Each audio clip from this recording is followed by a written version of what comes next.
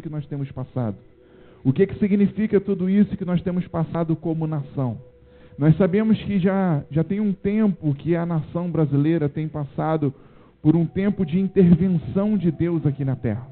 Tem um tempo que Deus tem intervido na política, na questão pública. Deus tem destronado alguns deuses que se apossaram da nossa nação. E já tem um tempo que Deus tem agido com justiça, Deus tem agido de diversas formas na nossa nação. Muitas coisas estão mudando, algumas estão mudando para aquilo que a gente queria, para aquilo que a gente gostaria, e outras não, estão mudando para algo que a gente não projetou, que a gente não imaginou, mas Deus está movimentando todas as coisas. Deus está intervindo em cada uma das situações, em cada uma das coisas, e está redirecionando o Brasil. Nós temos vivido um tempo de redirecionamento, de rota para o Brasil, e Deus tem executado alguns planos, alguns projetos, e tem colocado eles em prática no Brasil. Essa semana eu vi uma imagem parecida com essa aqui nas redes sociais que estavam circulando por aí, e essa imagem ela representa bem aquilo que a gente tem vivido. A primeira imagem representa a lama, a segunda imagem representa a água, e a terceira imagem representa o fogo. Foram adversidades que alcançaram cidades, bairros, estados e trouxeram ali uma determinada perda, um determinado prejuízo, não só material, porque o prejuízo material comparado ao prejuízo humano que a gente sofreu nesses 3 episódios, o material não é nada. O grande prejuízo é o prejuízo humano. São as pessoas, são as vidas, são as famílias, são os jovens, são os experientes, anciões, e em cada um desses casos que nós perdemos. Mas nós precisamos entender que Deus utiliza de tudo para se comunicar conosco. Todas as coisas que acontecem, uma simples chuva que desce, Deus está utilizando para se comunicar comigo e com você. O sol, quando abre, Deus utiliza para comunicar comigo e com você. Uma folha de uma árvore, quando cai, Deus utiliza para comunicar comigo e com você. Mas muitas das vezes nós não estamos entendendo, nós não estamos atentos, nós não estamos cativos à voz, à mensagem que o Senhor quer nos passar através daquelas informações. E então muitas das vezes perdemos muito tempo e custa muito para a gente entender e ouvir a voz de Deus, discernir a voz de Deus sobre as nossas vidas. E então, na nossa bandeira, da bandeira da nossa nação, existe uma marca hoje. Nós estamos marcados por essas tragédias, por esses problemas que aconteceram na nossa nação e nos trouxeram um grande prejuízo. O Brasil está em luto, o Brasil está vivendo um tempo de luto, de tristeza, em função dessas perdas que nós estamos vivendo. Mas não só se entristecer, não só lamentar por isso, mas nós como povo de Deus temos que entender a mensagem que Deus está passando, mesmo através dessas adversidades. Talvez o povo lá fora corra de um lado para o outro desesperado, olham as coisas naturais só de forma natural. O homem carnal é assim, discerne as coisas naturais naturalmente. Mas nós precisamos discernir espiritualmente tudo isso que está acontecendo na nossa nação. E nessa noite eu quero conversar isso com você, eu quero compartilhar esse entendimento e te ajudar a discernir, não só humanamente. Temos procurado culpados, pessoas que são culpadas para cada uma dessas situações. Isso precisa ser feito, a justiça precisa ser estabelecida, mas só isso não basta. Nós temos essa tendência humana a encontrar pessoas culpadas e colocar culpa nessas pessoas como se isso fosse resolver o problema das pessoas e como se isso só evitasse problemas futuros acontecerem. Muitas coisas aí não existem pessoas culpadas, pessoas não podem ser culpadas por algumas situações que aconteceram, outras sim, houve omissão, houve imprudência, mas outras ele não, fugiu realmente do controle humano, do controle de pessoas. Mas o fato é que a consequência aconteceu da mesma forma. E nós, como povo de Deus, temos que discernir além das coisas normais. Os noticiários, a mídia, os telejornais estão passando um monte de informações para a gente. Mas nós, como igreja do Senhor, precisamos ir além dessas informações. Precisamos ir além desses noticiários e entender o que está acontecendo além das coisas normais. Além da normalidade humana, existe uma mensagem de Deus em meio a tudo isso para mim e para você. Eu não sei se você consegue perceber, associar, assimilar a particularidade, o quanto que parece esses 3 episódios, lama, água e fogo, trazendo tragédia, desgraça, perda, danos irreparáveis a uma nação por coisas tão diferentes. Primeiro vem o episódio da lama lá em Brumadinho, destrói ali centenas de milhares de famílias, o número de mortos é muito grande, cidades destruídas e histórias, um povo, o futuro totalmente destruído, todas as consequências ambientais que vão ficar, coisas irreparáveis que não dá nem para a gente mensurar agora. Não conseguiram nem contabilizar ainda o número de mortos, as pessoas têm o número de mortos atuais e tem todos os desaparecidos que provavelmente estejam mortos também, e ainda não conseguiu nem contabilizar isso, prejuízo nem momentâneo, quem dirá a médio e a longo prazo. E depois que isso acontece, vem agora essa semana um tempo de chuva intenso em determinadas regiões do Rio de Janeiro e causa ali também, em um curto intervalo de tempo, uma grande tragédia. Eu estava lá em Niterói nesses dias que choveu assim, acho que foi na quarta-feira à noite, se eu não me engano, e eu estava lá em Niterói e realmente foi um tempo, não choveu com a mesma intensidade que no Rio, mas estava muito próximo ali, e realmente foi muita chuva, foi muito vento, e olha que não foi o olho da tempestade, não foi o ápice da tempestade ali em Niterói. E então, mais uma vez, por vários episódios ali em algumas regiões, várias pessoas, várias vidas também foram ceifadas, e ali, mais uma vez, muito prejuízo material, financeiro, mas prejuízo humano, danos humanos, pessoas que perderam a sua vida, a sua família, entes queridos, perderam pais, filhos, mães e etc. E famílias sendo abaladas no meio de tudo isso.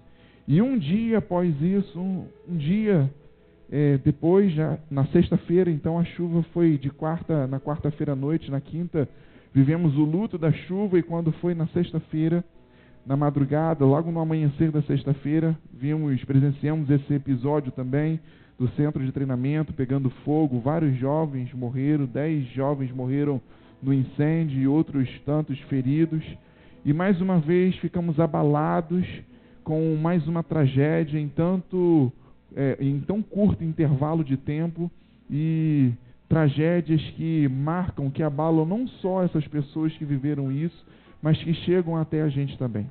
Mesmo que você não tenha um parente, um familiar, um amigo que passou por isso, mas nós sofremos porque nós nos colocamos no lugar deles e imaginamos o quanto que poderia ser. Aqui na comunidade nós temos vários jovens que já passaram, não nesse centro de treinamento especificamente, mas já passaram por isso, foram jogar futebol, foram treinar em outros clubes, em outras cidades, em outros estados, e nós imaginamos isso, poderia ser um jovem da gente. Tinha um jovem que ia fazer aniversário no sábado, ontem, ia fazer 15 anos lá de Volta Redonda.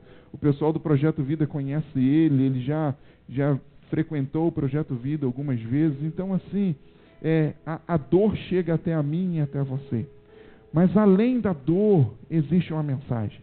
E eu não sei se você consegue associar, a lama não tem nada a ver com a água, com esse episódio da chuva, e esse episódio da chuva não tem nada a ver com esse episódio do incêndio, do fogo. São coisas totalmente diferentes, mas que num curto intervalo de tempo vêm e trazem essas tragédias e essas consequências sobre as nossas vidas. Abra sua Bíblia, por favor, só para você se orientar em Êxodo, no livro de Êxodo. Segundo livro da Bíblia, primeiro Gênesis, logo depois Êxodo, capítulo 7, a princípio. Só para você se orientar aqui, eu não vou ler textos específicos aqui em Êxodo com vocês, mas você precisa se orientar e ter essas informações ao longo da semana, estudar isso, buscar essas informações, pedir a Deus que continue te orientando. Aqui a partir do capítulo 7 nós vemos Deus agindo, entrando com intervenção no Egito. Deus chama Moisés nos capítulos anteriores e pede a Moisés para libertar o seu povo que estava escravo no Egito por mais de 400 anos. E então, para que aquela libertação acontecesse, Deus precisou entrar com determinadas intervenções, porque o povo, o governo, a liderança não entendia, não discernia a voz de Deus, não respeitava, não obedecia. E Deus precisou se posicionar naquela nação, aqui no caso do Egito, Deus precisou se posicionar naquela nação para que o plano dele fosse respeitado, para que a vontade dele naquela nação, no Egito, naquela época, fosse respeitada, para que o plano dele pudesse ser executado e pudesse ser cumprido. E então aqui no capítulo 7 nós vemos as pragas do Egito sendo liberadas. Aqui no capítulo 7, a partir do versículo 14, a gente vê a primeira praga sendo liberada, que foi a praga de águas se tornarem sangue, principalmente o rio Nilo, que é o rio que é a fonte de vida, a fonte de total vida do Egito e de muitos países também à sua volta. Esse rio, a água desse rio se tornou em sangue, virou completamente sangue. E então, com isso, toda a provisão, todo o alimento, todo o sustento que vinha do rio Nilo não veio mais para o povo do Egito, e aí eles têm a sua provisão abalada e muitas consequências. Cada uma dessas pragas aqui, a gente pode estudar por meses e entender as consequências que vieram por cada uma dessas pragas. As pessoas não podiam mais navegar no rio porque tinha um odor imenso naquele rio, então o sistema de transporte foi afetado, as pessoas não podiam pescar, a pesca era a principal fonte não só de alimentação, mas de venda também e de sustento de um país, e então eles não podiam mais pescar para se alimentar, para vender, várias consequências por causa dessa praga, por exemplo. E então depois dessa veio a segunda. A segunda praga foram as rãs que invadiram todo o país, tomaram conta do país. A terceira praga foram os piolhos, e aí você vai acompanhando. A quarta praga foram as moscas. A quinta, peste nos animais. Os animais adoeceram e foram morrendo. Depois as pessoas contraíram uma doença, não só superficial na sua pele, mas eram feridas na pele, mas que iam comendo os órgãos também, iam atrofiando os órgãos das pessoas. A sétima praga, chuva de pedras, e depois a oitava praga, gafanhotos. A nona praga, trevas, escuridão, e até chegar na 10ª praga, que foi a morte de todo primogênito, de todo jovem promissor de cada família. Toda a família do Egito que tinha um jovem promissor, um jovem que tinha sonhos e promessas sobre a sua vida, eles morreram, porque foi a 10ª praga, o 10º juízo que veio sobre aquele povo, e eles perderam. Não só humanos, mas animais também. Todo primeiro animal nascido da sua mãe, ele morreu também. Foram bois, foram vacas, foram cordeiros, todos os animais, o primeiro macho nascido morreu também. E então, nós vemos através dessas pragas um tempo de juízo, um tempo de resposta sobre uma nação que não entendia a voz de Deus, que não discernia a voz de Deus e que não obedecia à direção de Deus para a vida deles. E então, Deus permite que isso aconteça, Deus permite com que essas pragas venham sobre o Egito e abale aquele país, aquela nação, para que então possam ouvir, entender e respeitar a voz de Deus. Algumas pessoas já estudaram isso comigo aqui na comunidade. Não sei se você tem ciência disso. Essas 10 pragas que foram liberadas sobre o Egito não foram involuntárias, não foram por um acaso, não foram pragas ocasionais. Todas elas tinham um porquê. Principalmente as 9 primeiras pragas, todas elas tinham um porquê.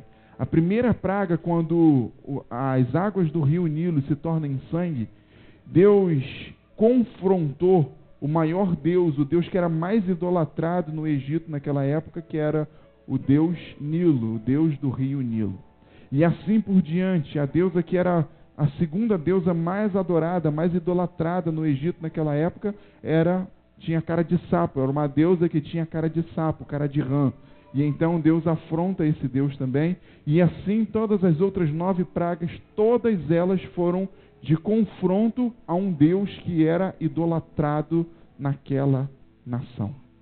Não é de hoje que Deus tem destronado os deuses com letra minúscula da nação do Brasil. Esses desastres que nós vemos aí, além do desastre, além dos danos materiais e pessoais, existe um sinal de Deus. Deus está destronando os deuses do Brasil. O que significa cada um desse desastre? O que significa cada um desse sinal? Isso cabe um pouco mais de tempo para interpretação, mas assim como aconteceu no Egito, que Deus afrontou os deuses que queriam governar o Egito, nós também temos vivido há anos um tempo que Deus tem afrontado os deuses que querem governar o Brasil. E Deus tem dito para todos eles: o Brasil pertence a mim. Eu sou o dono, eu sou o rei do Brasil. Eu sou o Deus do Brasil. Feliz é a nação cujo Deus é o Senhor. Essa realidade, eu sei que tem custado caro, eu sei que tem custado choro, eu sei que tem custado vidas, eu sei que tem custado muitas mudanças no Brasil, mas essa realidade tem sido estabelecida no Brasil. Deus está assumindo o controle da nossa nação. Deus está assumindo o governo da nossa nação. Mas o que eu quero chamar a sua atenção hoje é um entendimento que mesmo em meio a essas pragas, mesmo em meio a esse problema que aconteceu no Egito, Deus separou a vida de um povo, Deus guardou a vida de um povo. A história nos conta isso, a tradição nos conta isso, a Bíblia nos conta isso. Essas 10 pragas que passaram sobre o território do Egito, não tinham só os egípcios morando ali, mas tínhamos ali mais de 2 milhões de hebreus que moravam no Egito nessa época. 2 milhões de pessoas, não estou falando de 1 ou 2 pessoas, estou falando de 2 milhões de pessoas, no mínimo, é o que se estima que moravam no Egito, de hebreus que moravam no Egito nessa época. Só que a Bíblia, a história e a tradição nos contam que nenhum dos hebreus sofreram nenhuma das 10 pragas. Nenhuma das 10 pragas chegou sobre a casa de nenhum dos hebreus. A primeira praga veio, que foi o rio Nilo se tornar como sangue. Muitos ficaram sem transporte, muitos ficaram sem comida, mas os hebreus tiveram transporte e tiveram comida. O piolho veio, o arrão veio e todas as outras pragas vieram sobre o Egito, mas os hebreus foram guardados dessas pragas. Todos os egípcios tiveram úlcera, os hebreus não tiveram úlcera. Todos os egípcios tiveram piolhos, mas os hebreus não tiveram piolho. E pensa num povo cabeludo, é o hebreu, é o judeu.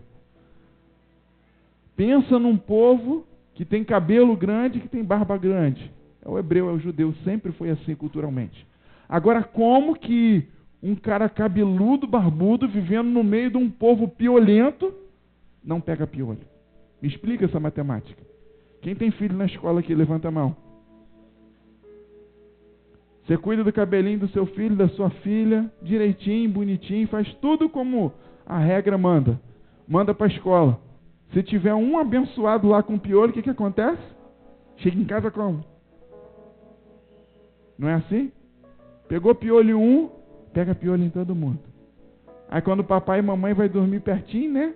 Tira um cochilo, bota a cabeça pertinho, daqui a pouco tá papai e mamãe também, ó, coçando a cabeça. Agora, como que 2 milhões de pessoas convivem com outros tantos milhões de pessoas que foram tomados por piolhos e essas pessoas não contraem piolho? Me explica essa regra, me explica essa lógica. E então nós vemos Deus guardando esse povo em simples detalhes, em simples questões. Até que na última, que é a mais conhecida, quando o anjo da morte visita o Egito de madrugada e mata todo o primogênito, todo o primeiro macho, o primeiro filho macho de cada família, o primeiro filho homem e todo animal macho de cada família, e o anjo da morte visita e mata todos eles. E quando amanhece no Egito, estão todos mortos. Mas dentro da casa dos hebreus, os primogênitos foram guardados. Dentro da casa dos hebreus, os primogênitos dos animais foram guardados. E então aí celebram a Páscoa e saem definitivamente do Egito para viver um novo tempo, para viver uma nova história. Por mais que um tempo de juízo, de sentença sobre um lugar, simbolize para muitos o fim, para outros pode ser o início de um novo tempo. Porque para muitos aquelas 10 pragas foi o fim. Muitos foram destruídos, foram paralisados com aquelas 10 pragas. Mas para aqueles que tinham uma aliança com o Senhor, aquelas pragas simbolizaram o início de um novo tempo. Porque foi ao fim das 10 pragas que eles foram libertados do cativeiro do Egito e foram caminhar em direção à terra que Deus havia prometido sobre a vida deles. Talvez o primeiro sinal que Deus queira compartilhar comigo e com você é que por mais que nós estejamos passando como nação brasileira por um tempo de juízo, mas nós precisamos entender que as promessas do Senhor estão prestes a se cumprir nas nossas vidas. Porque após um tempo de juízo, que as promessas que foram liberadas há muito tempo se cumprem sobre as nossas vidas. Nós vivemos um tempo de cativeiro no Brasil em muitas áreas. A segurança pública, a saúde e a administração pública, nós vivemos refém, cativos disso. A quantidade de impostos que pagamos, nós vivemos reféns, cativos disso no Brasil por muitos anos. Mas talvez esse tempo de juízo queira anunciar isso, que está chegando o fim, o nosso cativeiro. E o brasileiro vai ser um povo livre. Deus vai libertar o povo brasileiro. Deus vai libertar o Brasil. Eu sei que custa a vida de alguns, eu sei que custa algumas tragédias, eu sei que custa algumas histórias, mas Deus tem um anúncio, Deus tem uma história para as nossas vidas, para a nossa nação, após esse período que nós vivemos. E o que é importante em meio a tudo isso? Fazer parte desse povo que está guardado por uma aliança. Teve um povo que não teve piolho, teve um povo que não deu pereba, teve um povo que não teve o seu filho mais velho que morreu, o primeiro filho que morreu. Teve um povo que foi guardado das pragas.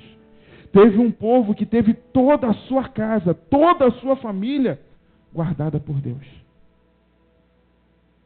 Às vezes, como igreja, nesses dias eu senti muito esse desejo. Eu falei, nós precisamos nos levantar como igreja e orar pelo Brasil, orar pelo nosso país, para que isso não aconteça.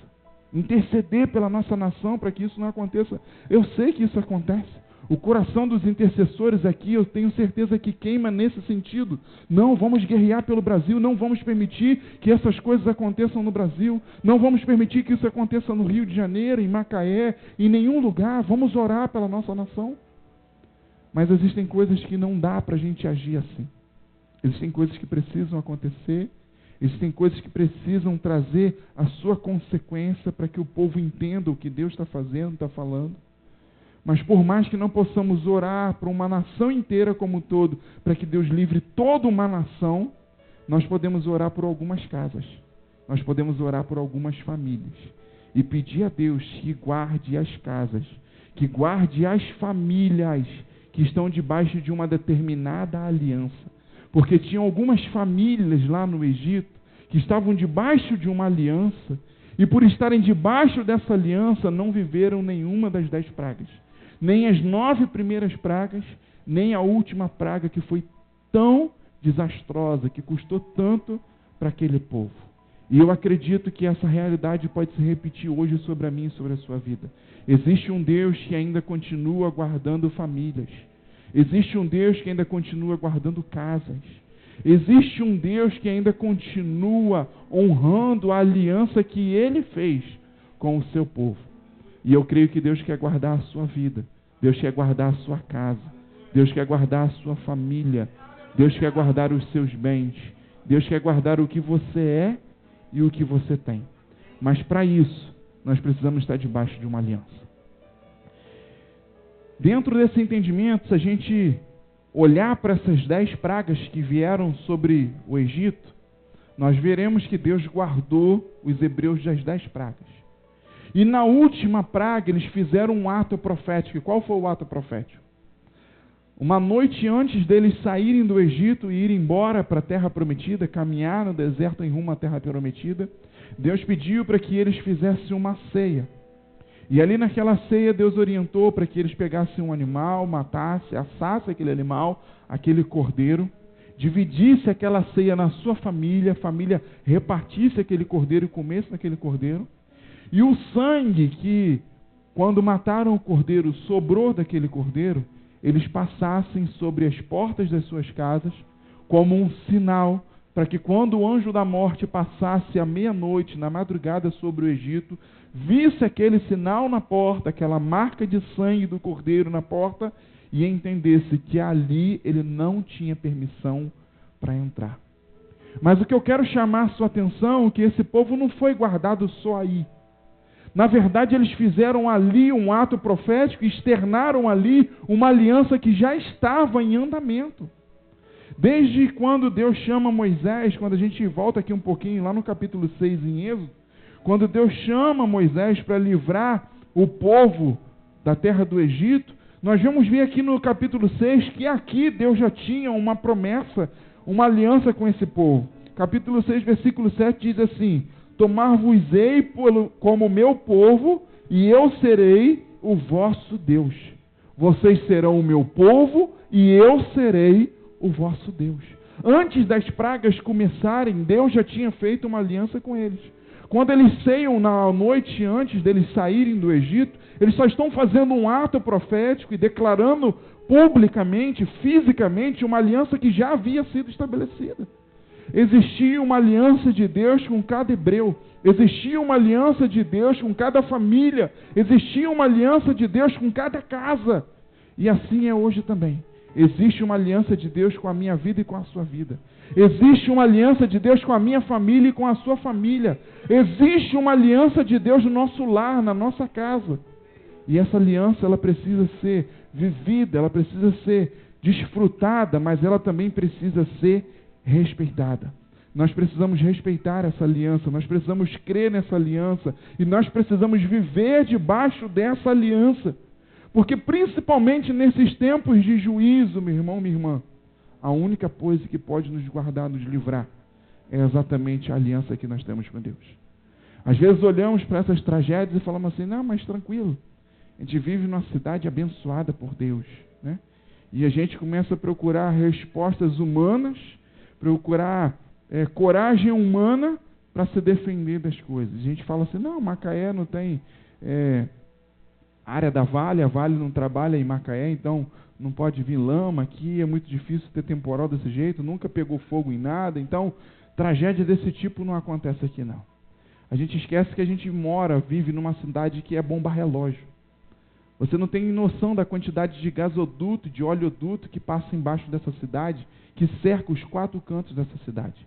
Você começar a andar nos 4 cantos dessa cidade, você vai ver umas vigas assim, ó, de cimento pintadinho de verde e amarelo, e escrito assim: não escavar, pelo amor de Deus, não escave, porque tem oleoduto aqui, tem gasoduto aqui, e se você escavar ali, acontece uma explosão.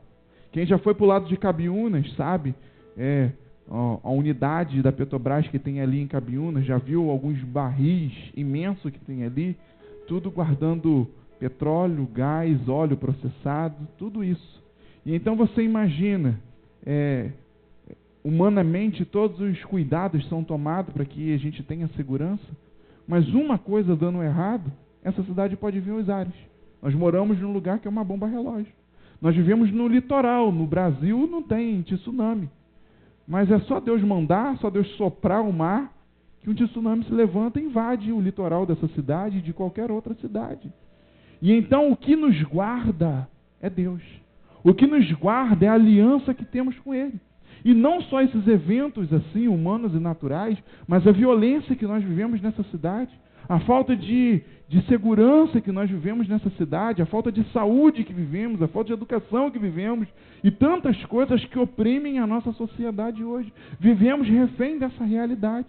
E a única coisa que pode nos guardar disso tudo é a aliança que nós temos com o Senhor e que Ele tem conosco. É o sangue do Cordeiro que está sobre as nossas vidas. É nisso que temos que nos guardar, é nisso que temos que nos proteger. Adianta um pouquinho a sua Bíblia. Vamos comigo no livro de Josué, por favor. Estamos em Êxodo, vamos passar por Levíticos, depois Deuteronômio e Josué. Josué capítulo 2. Sente aqui para mim, Joyce, por favor. Josué capítulo 2.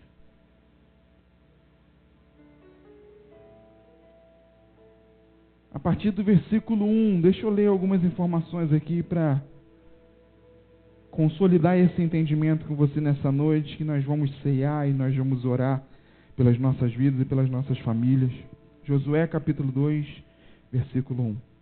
Eu tomei como exemplo, o primeiro exemplo, a história do Egito, aonde o juízo e a sentença de Deus veio sobre aquele povo e Deus guardou um povo, Deus guardou famílias, pessoas.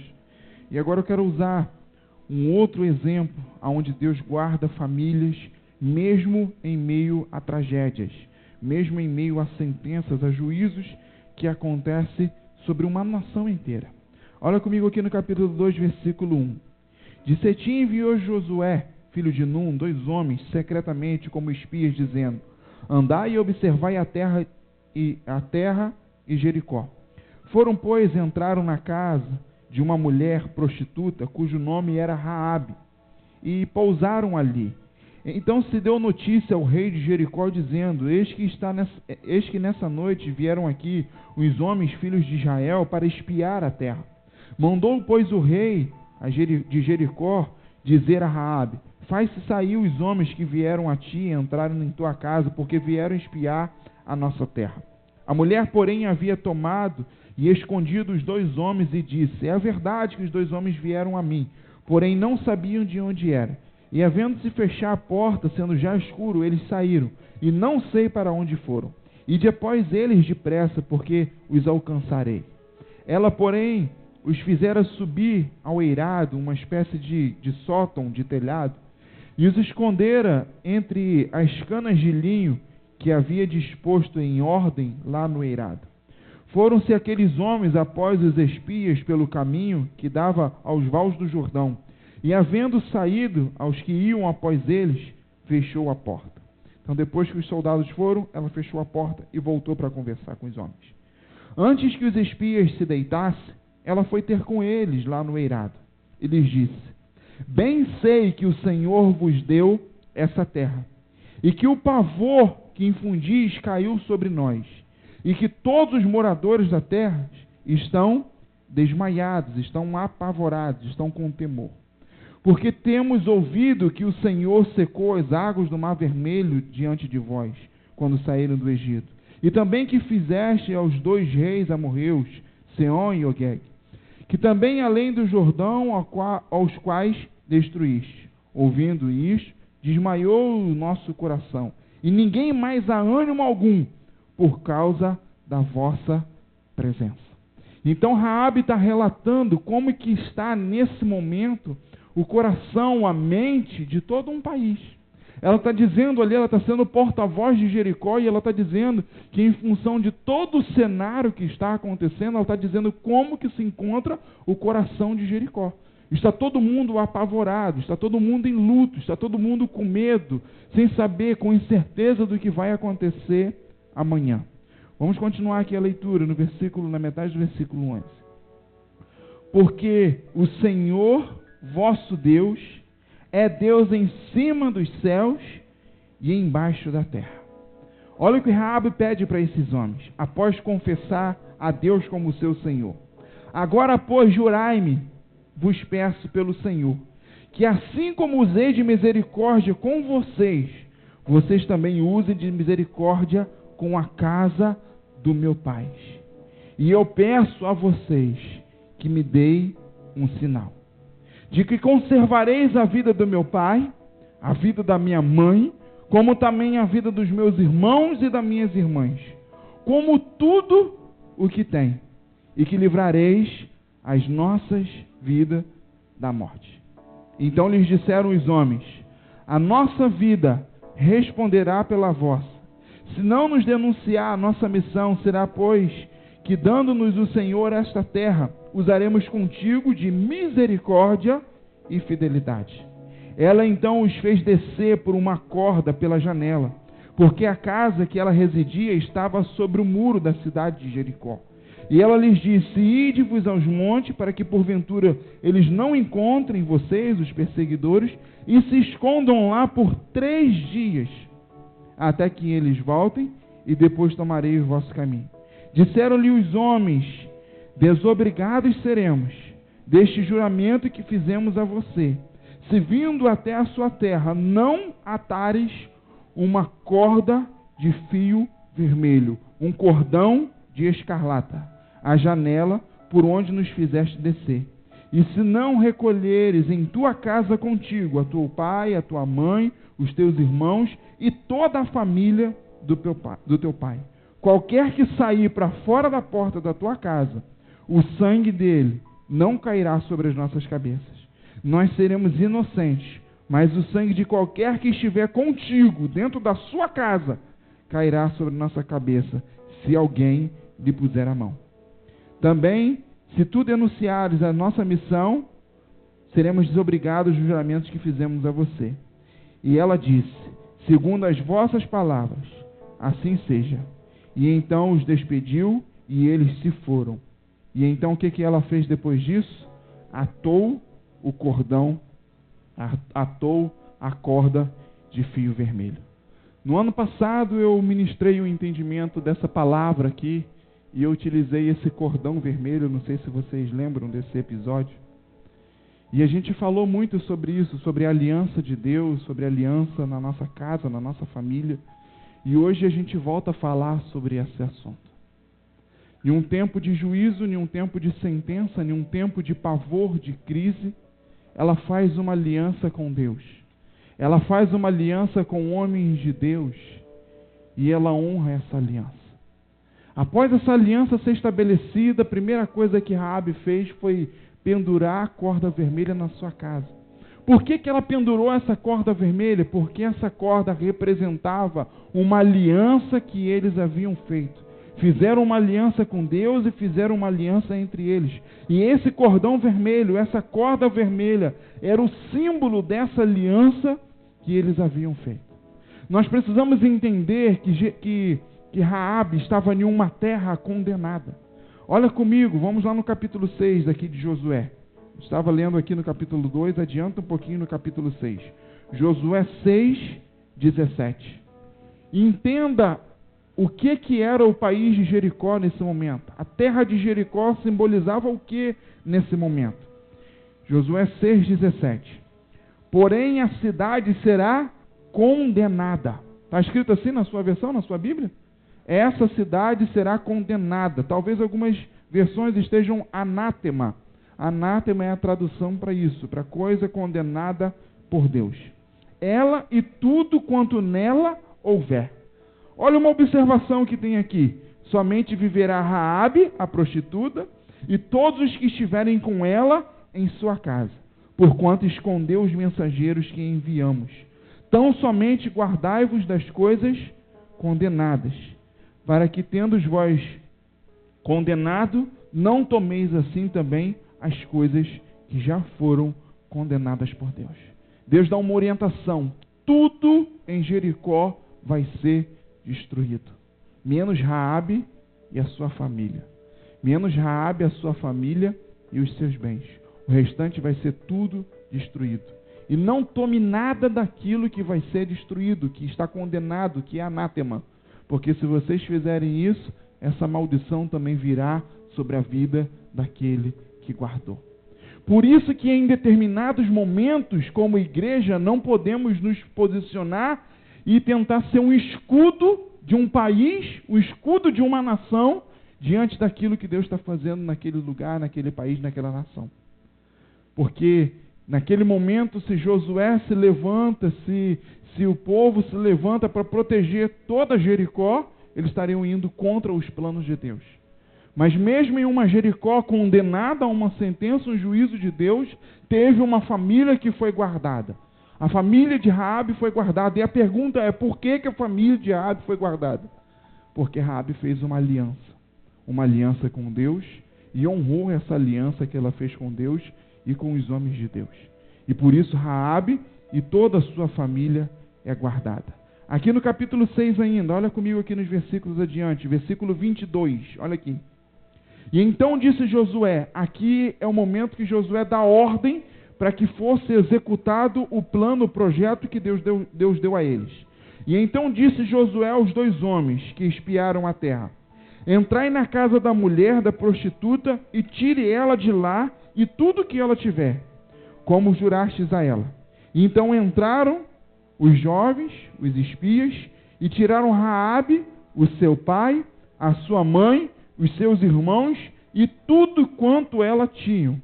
Tiraram também toda a sua parentela, e os acamparam para fora do arraial, lá no arraial de Israel. Versículo 24. Porém a cidade, qual cidade nós estamos falando? Jericó. E tudo quanto havia nela queimaram, tão somente a prata, o ouro e os utensílios de bronze e de ferro recolheram e levaram para o tesouro da casa do Senhor. Antes disso, uma muralha já tinha ruído. E eu quero chamar a sua atenção para esse detalhe. Raabe foi tirada só antes da cidade ser incendiada, mas não foi tirada antes da muralha cair.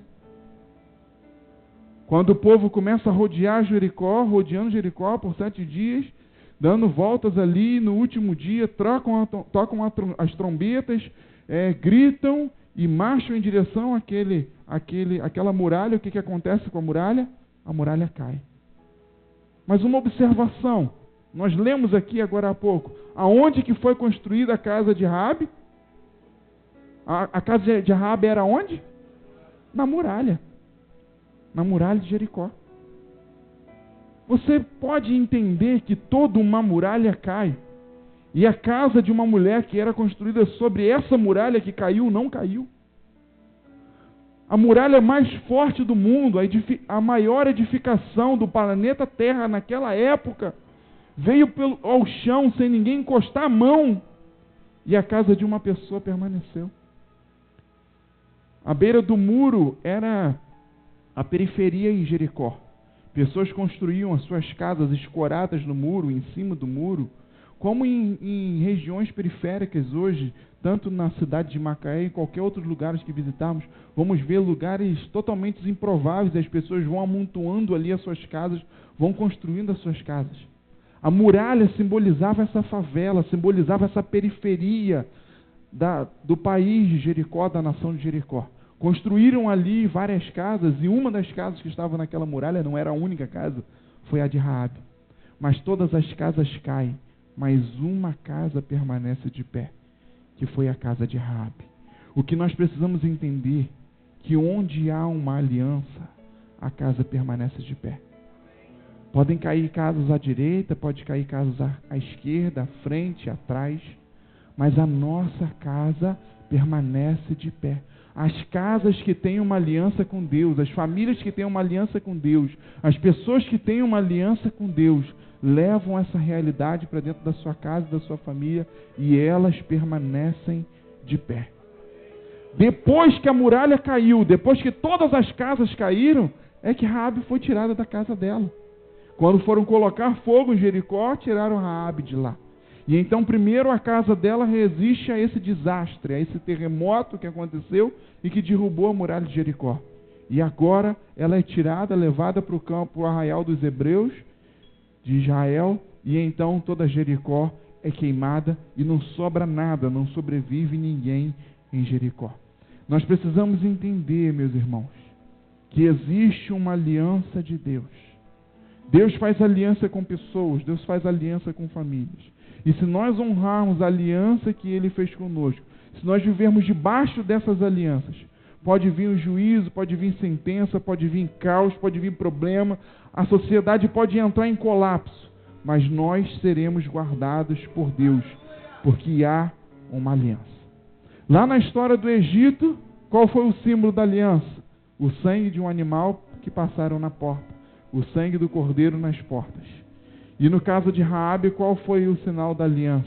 Uma corda vermelha que foi colocada na frente da casa dela, ali na varanda da casa dela, para simbolizar aquela aliança, aquele sinal que havia sido feito. Nós precisamos entender uma coisa. Um dia, essa mesma corda estava lá pendurada na casa de Raabe. E ela fez os espias descerem por essa corda. Eles desceram. E então um dia o livramento estava numa ponta. Foi ela que deu o livramento aos espias. Porque se os soldados de Jericó encontrassem aqueles 2 espias ali, eles iam matar, iam prender e iam matar aqueles 2 espias. Um dia Raabe dá livramento para eles. E então um dia o livramento estava numa ponta da corda. Raabe deu o livramento para eles descerem. Mas quando o tempo mudou, o tempo passou e as coisas mudaram, o livramento veio para outra ponta da corda. Quando os espias chegam em Jericó, para que fossem tacar fogo em toda a cidade de Jericó, mas antes de tacar fogo na cidade de Jericó, eles subiram pelaquela mesma corda, entraram na casa de Raabe e falaram: está na hora, Raabe, de você ir embora, da sua família ir embora, pega todos os seus bens, todas as suas coisas, não deixa nada aqui, porque nós vamos colocar fogo nessa cidade. Essa cidade vai viver um tempo, esse país vai viver um tempo de juízo e de sentença de Deus. E então retira eles de lá, e toda a cidade, todo o país de Jericó sofreu com esse fogo, e tudo foi queimado e tudo foi destruído naquele lugar. Nós precisamos entender que quando nós temos uma aliança com Deus, quando nós servimos o Senhor, nós trabalhamos ao Senhor, tem coisas que nós fazemos pelo Senhor e para o Senhor que a gente não vê resultado, que a gente não vê o porquê. Nós vivemos aqui dias no fim desse ano que nós fizemos aqui multirões para a gente pintar, ajeitar a comunidade, e vários irmãos vieram aqui, doaram o seu tempo, serviram, trabalharam de voluntários aqui. Nesse fim de semana nós trocamos aqui o nosso letreiro, não sei quem viu o letreiro novo? Ficou bom? Ficou bonito? Glória a Deus, né? Vamos orar agradecendo a Deus por isso. E então foi muito trabalho. Então cada trabalho desses irmãos, Deus vê, Deus reconhece isso. E um dia Raabe, debaixo de uma aliança, abençoa pessoas, abençoa os espias, serve ao Senhor, cuidando das coisas do Senhor. E então em um outro dia, o Senhor responde a Raabe, usando essa mesma corda, essa mesma referência, e traz livramento sobre a casa de Raabe. Você precisa entender que tudo que você faz no reino do Senhor, tudo que você faz pelo Senhor, para o Senhor, tudo que você faz por Ele tem um resultado sobre a sua vida, tem uma consequência sobre a sua vida, tem uma repercussão sobre a sua vida. Nada em vão. A palavra do Senhor nos ensina isso, que Deus verá o fruto do nosso penoso trabalho e vai se alegrar por nós, que nenhum investimento para o Senhor, na casa do Senhor, é em vão, que o Senhor nos recompensa por tudo que a gente investe no seu reino. E então precisamos viver uma aliança, mas precisamos entender que a aliança tem as 2 partes. Muitas das vezes queremos exigir de Deus que Ele cumpra a sua parte da aliança. Queremos exigir de Deus que Ele nos proteja, que Ele nos guarde a nossa família, o nosso pai, a nossa mãe. Você viu ali, né? É igual quando as pessoas iam na Xuxa antigamente. E quando a Xuxa falava: quer mandar um alô para quem? Quer mandar um beijinho para alguém? Quero mandar um beijinho para o meu pai, para minha mãe, para os meus primos, para os meus tios, para minha professora, para o pessoal de Macaé que está me assistindo. Não foi assim, Clausilane? Clausilane já foi na Xuxa e mandou beijinho para todo mundo. Raabe fez mais ou menos assim. Falou: quero que você guarde livre o meu pai, a minha mãe, os meus irmãos, as minhas irmãs e os bens também. E falou: tenho isso, tenho aquilo. Arrancou a traia de casa todinha, aquelas traias velhas, guardou tudo, não botaram fogo em nada. E olha que tinha coisa ali que eu imagino que era coisa velha, que tinha que botar fogo naquelas tralhas de Raabe, mas não colocou não. Deus guardou Raabe, a sua família e tudo o que ela tinha, por causa de uma aliança. Mas percebam que Raabe cumpriu a sua parte da aliança. Raabe viveu a sua parte da aliança. O que coube a Raabe naquela aliança? Guardar os espias, proteger a vida daqueles homens, reconhecer a Deus como seu Senhor. E então, por ter cumprido a sua parte na aliança, por ter honrado com lealdade, com fidelidade a sua parte na aliança, Deus responde também com lealdade e com fidelidade. O problema é que temos vivido dias de crise, dias de juízo, dias difíceis na nossa nação. E nós queremos que Deus cumpra a parte dele da aliança sobre as nossas vidas. Mas nós não cumprimos a nossa parte da aliança. A cada dia estamos mais distantes do Senhor. A cada dia estamos mais frios. A cada dia estamos mais dispersos. A cada dia estamos mais secularizados. Não queremos servir, não queremos trabalhar para o Senhor em nenhum sentido.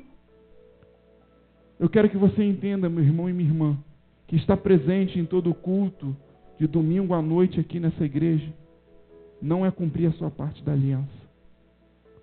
O simples fato de vir todo domingo aqui, participar da adoração, participar da palavra, não é o cumprimento da aliança que Deus tem na sua vida. Deus quer mais de você. Existe algo que Deus estabeleceu como aliança sobre a sua vida. E você precisa honrar a parte dessa aliança. Precisa honrar a aliança que você assumiu com o Senhor. Porque eu tenho certeza que Deus vai continuar honrando a aliança que assumiu com você e com a sua família. E diante disso nós poderemos orar como Raabe falou. Assim como eu agi com misericórdia com vocês, ajam comigo. Quando estivermos debaixo dessa aliança, podemos orar e falar: eu quero que os meus pais, que a minha mãe, que a minha família, que os meus bens, que tudo que eu tenho e sou, seja guardado por essa aliança.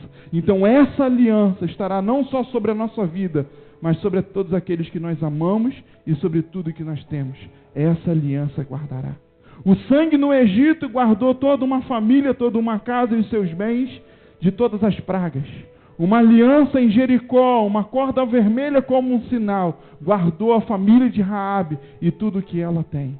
E assim também é sobre a minha e sobre a sua vida. O sangue de Jesus Cristo, que é o nosso Cordeiro, guarda as nossas vidas de todos esses problemas, de todas essas crises, de todo esse juízo que a nossa nação tem passado. Mas só depende de mim e de você honrar com a aliança que Deus estabeleceu sobre as nossas vidas. Fique de pé no seu lugar, eu quero orar com você nessa noite. E eu quero orar com base nesse entendimento. E eu quero liberar aqui 2 palavras sobre a sua vida. Salmo 91, 7, que diz: 1000 cairão à tua esquerda, 10.000 à tua direita, mas tu não serás atingido. Atos 16, 31 diz: crê no Senhor Jesus Cristo e será salvo, tu e a tua casa. Será guardado tu e a tua casa. Eu quero orar ao Senhor nessa noite. E eu quero pedir ao Senhor que estabeleça essa realidade sobre a sua vida. Que estabeleça esse tempo sobre a sua vida. Que se lembre da aliança com você. Eu quero orar com aqueles que têm uma aliança com o Senhor nessa noite. Se você está aqui nessa noite e tem uma aliança com o Senhor, uma aliança com Deus, eu quero orar por você e pela sua família. E você que ainda não tem, que ainda não fez essa aliança, eu quero orar com você. Se você quiser fazer essa aliança e estabelecermos essa aliança aqui nessa noite com o Senhor. Se você sentiu o desejo também de orarmos para restaurar essa aliança, nós vamos orar. Mas o fato é que eu quero orar e lembrar ao Senhor que existe uma aliança com você e com a sua família. E que isso tem que ser verdade na sua vida. Salmo 91, 7. 1000 cairão à tua esquerda, 10.000 à tua direita, e tu não serás atingido. Creia no Senhor Jesus Cristo e serás salvo, não só tu, mas tu e a tua casa, tu e a tua família, tu e os teus bens serão guardados, tudo que você tem será guardado pelo Senhor. Essa noite de ceia do Senhor, quero pedir aos pastores para organizar a mesa, trazer a mesa do Senhor aqui na frente. Eu quero com vocês nessa noite ceiar. Na última noite antes de saírem do Egito, Deus deu uma direção para que eles fizessem um ato profético e ceiassem ali naquela noite. Assaram um cordeiro e comeram aquele cordeiro assado, comeram pães sem fermento, e a partir dali saíram do Egito para viver um novo tempo de Deus, mas debaixo de uma aliança. E logo depois daquela ceia, veio a última praga de Deus sobre o Egito. A praga que matou todo o primogênito do Egito. Mas aqueles que desfrutaram daquela ceia, que externaram aquela aliança, não foram alcançados por mais essa praga. Queridos, eu oro para que tenha cessado, que tenha acabado o tempo de pragas, de juízo sobre o Brasil, sobre o Rio de Janeiro, sobre Macaé, sobre todos os lugares. Mas se porventura tiver mais alguma praga, a minha oração nessa noite é para que o sangue do Cordeiro te guarde, para que o sangue do Cordeiro te cubra, para que o sangue do Cordeiro proteja você, a sua família, a sua casa e tudo que você tem.